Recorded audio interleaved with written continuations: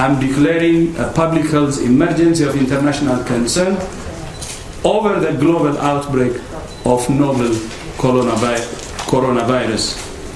The main reason for this declaration is not because of what is happening in China, but because of what is happening in other countries. Our greatest concern is the potential for the virus to spread to countries with weaker health systems and which are ill prepared to deal with it. Over the past few weeks, we have witnessed the emergence of a previously unknown pathogen, which has escalated into an unprecedented outbreak and which has been met by an unprecedented response.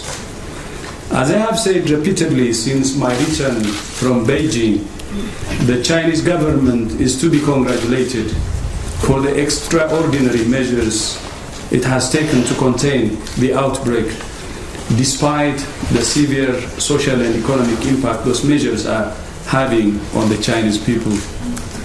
We would have seen many more cases outside China by now, and probably deaths, if it were not for the government's efforts and the progress they have made to protect their own people and the people of the world. In many ways, China is actually setting a new standard for outbreak. I would like to summarize those recommendations in 7 key areas. First, there is no reason for measures that unnecessarily interfere with international travel and trade. So WHO doesn't recommend limiting transfer or trade and movement. We call on all countries to implement decisions that are evidence-based and consistent. WHO stands ready to provide advice to any country that's considering which measures to take. Second, we must support countries with weaker health systems. Third, accelerate the development of vaccines, therapeutics, and diagnostics. Fourth, combat the spread of rumors and misinformation. Fifth, review preparedness plans, identify gaps, and evaluate the resources needed to identify, isolate, and care for cases and prevent transmission. Sixth, share data, knowledge, and experience with WHO in the world. And seventh, the only way we will defeat this outbreak is for all countries to work together in a spirit of solidarity and cooperation. We're all in this together, and we can only stop it together. This is the time for facts, not fear. This is the time for science, not rumors. This is the time for solidarity, not stigma. I thank you. Thank you very much, Dr. Tedros, and let's hear from the chair of the Emergency Committee, Professor Hussein. Thank you very much. So now was the time. Today the Emergency Committee almost unanimously concluded that it was now time to suggest to the DG of WHO that the novel coronavirus outbreak is a public health emergency of international concern. Considering first the increase in the number of cases in China, second, the increase in the number of countries affected with cases, and also that some countries have taken questionable measures concerning travelers. Thanks to the IHR, our main international health treaty, declaring a public health emergency of international concern is likely to facilitate WHO leadership role for public health measures, holding countries to account concerning additional measures they may take regarding travel, trade, quarantine or screening, research efforts, global coordination and anticipation of economic impacts, support to vulnerable states.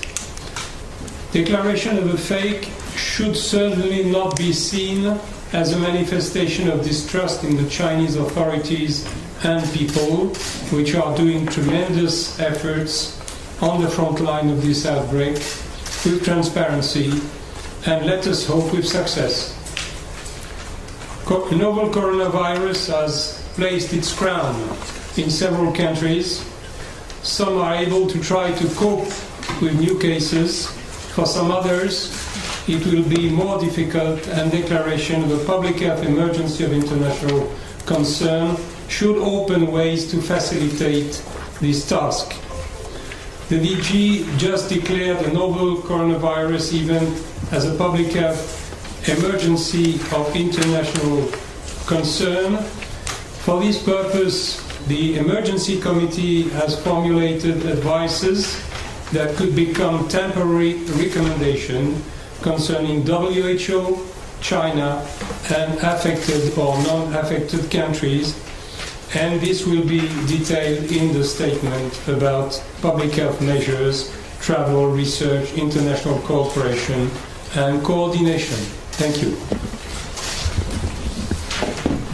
Thank you very much, Professor Hussin. Now we're opening the floor here in the room for 2 questions, and then we will go online. So then I'll take the first here from the Chinese colleague. Please introduce yourself. It's Yang with Xinhua News Agency. I got 2 questions for Director General. First one, to your knowledge, what are the most extreme measures that some other countries may execute against China after the release of the decision? And how will WHO respond to it, to these drastic measures? And secondly, as many countries are stepping up to work on the vaccine, so what kind of role can WHO play in coordinating international efforts to work as develop the vaccine? And is there a specific timeline for the development of the vaccine? Thank you. Thank you. As I said it earlier, we should have actually expressed our respect and gratitude to China for what it's doing. It has already done incredible things to limit the transmission of the virus to other countries. And where respect is due, then you don't punish. Meaning, if anyone is thinking about taking measures, it's going to be wrong. And WHO doesn't recommend and actually opposes any restrictions for travel and trade or other measures against China. On the vaccine, we have already started, and we have invited relevant partners, and there is progress, and we will inform you as soon as we have detailed information. Thank you. And I'll take a second question from the room. Associated Press, please. The microphone. You need to come to a microphone, please. Yeah, to your left side, maybe there is one. I don't know. And down right now to the table. Just down right there. Thank you.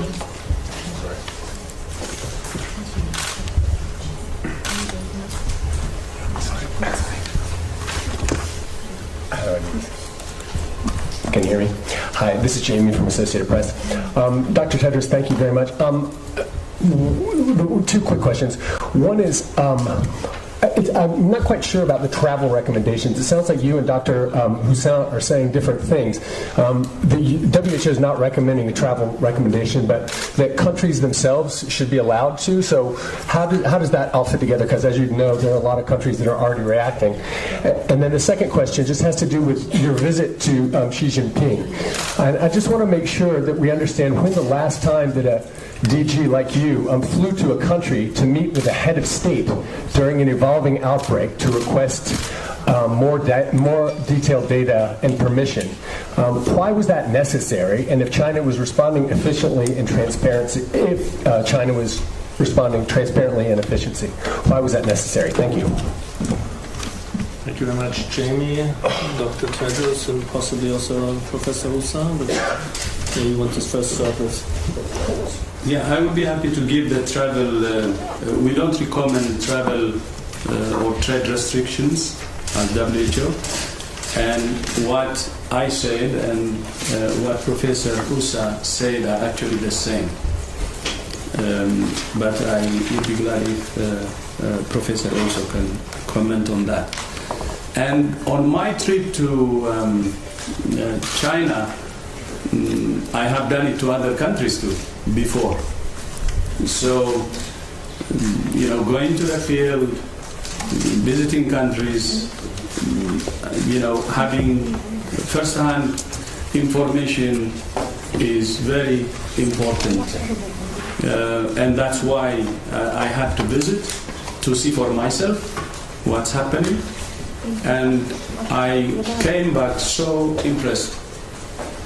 I have never seen in my life this kind of mobilization. And maybe you're following the one hospital which was being built in 10 days. Big hospital. But that's not the only thing. You know the measures they are taking, which I believe will reverse the tide. And going there and witnessing that is very important. Witnessing how the leadership is leading the response is very important. And the other impressive part is it's the president himself who is leading this effort. And when we arrived, the day we arrived, the Prime Minister was actually in Wuhan. And all the ministers are involved, relevant ministers. This is impressive. And witnessing that kind of leadership and interacting with those leaders who are leading an outbreak personally can get me a real experience for me too. And actually a learning experience. And because of that, I actually recommended to other countries globally to have that kind of political commitment and leadership at the highest level possible. And when that happens, I know things happen on the ground too. So I think visiting China was a very important one, which is not a new one. Of course, I did it many times to other countries where there was outbreaks and so on. This one was special because I was able to learn many things from what China is doing. And I'm very confident by what they are doing. I have seen the capacity, and I believe that they will control this outbreak as soon as possible. They have all the capacity that needs. But not only what they're doing is protecting their people, but I know from the figures also, you know that it's protecting the rest of the world. Outside China, we only have 98 cases and no deaths. If strong measures were not taken in China, this would not have happened. And that's why I also said we have to appreciate what China is doing. And this declaration is not actually because China is not doing what it can. It's actually doing more than China is required to do.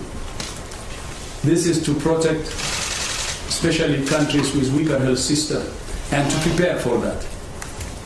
And for your information, during my discussion with the President and other officials, they're willing to support countries with weaker health systems with whatever is possible. I think that is why I said in my speech earlier, in many ways, China is actually setting a new standard for outbreak response. Thank you. Thank you very much, Dr. Tedros. I'm looking at Professor Hussain for comments on the travel and trade recommendations. Thank you. What does it mean, a travel restriction? It means, for example, visa refusal, border closure, a quarantine of travelers who are in good condition. These travel restrictions, under the declaration of a public health emergency of international concern, this declaration will provide to WHO the possibility to question such measures, which already have been taken by some countries. Why did you take this decision? Why? What is the science supporting this decision? Could you reconsider this decision? And we suggested to WHO that WHO should inform the world about transparency concerning these measures, which should not constitute an example to follow, but a decision to reconsider. Thank you very much, Professor Roussin. With this, we'll turn towards our journalist colleagues on the line. By the way, we have more than 150 online right now. I'm looking at Radio France for the first question, and then we will go to Science, Kai Kupferschmidt. So Radio France, please, first.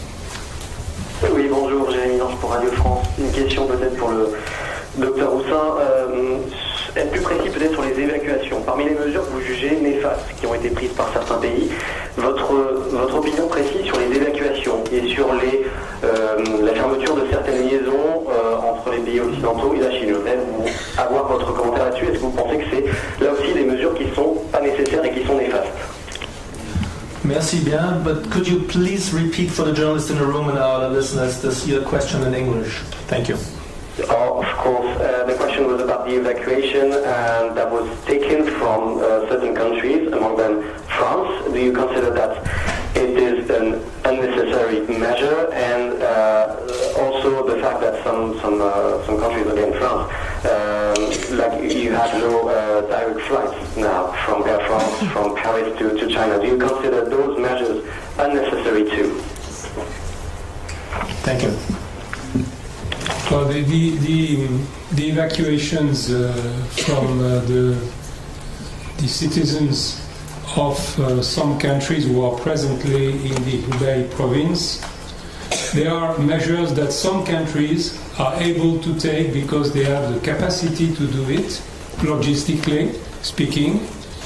They also are the proof of some confidence in the capacity they have then to avoid contamination from these persons once they have returned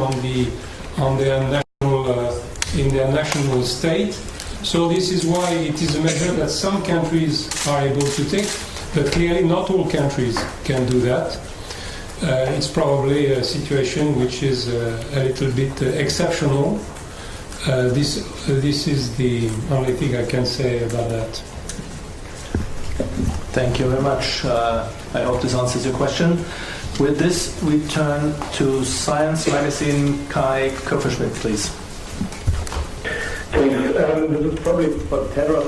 So I'm curious. I mean, we've seen that in the Ebola outbreak in West Africa as well, that countries, take this unilateral decision to close borders or refuse visa and things like that. Other than questioning them, about the evidence base for this, are you doing anything, in the background to actually change this, or specifically also, British Airways or Air France flights? Is there anything that you can actually do as WHO to change this? Dr. Tedros, please. I think we will do everything so people can do the right things. With the flights, we may not be able to convince them because some of the airlines actually say that they're not flying. It's not because of the virus, because they don't have enough passengers. And that could be a reason, and it will be very difficult if that's the case. Otherwise, we engage, and through this declaration, by the way, through the recommendations, we expect that they will follow that, but at the same time we will continue to engage. Thank you. Thank you very much, gentlemen and ladies on the panel. with this, we reached the end of our press briefing. Everybody, thank you very much to all the many listeners online and to the large crowd here in the room. I thank the panel. Thank you all very much. For everybody, we will be sending the audio files very shortly after this, together with the statement and the intervention by Dr. Tedros, and sometime later maybe also video clips, and for the transcript we will most likely only send in the course of tomorrow. Thank you all very much. Have a good evening. Thank you.